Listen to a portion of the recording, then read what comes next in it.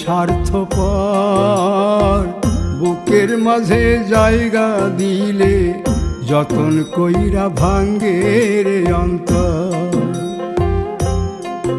মানুষ বড়ই স্বার্থপর রে, বড়ই স্বার্থপর, বুকের মাঝে জায়গা দিলে যতন কইরা ভাঙ্গে রে অন্তর।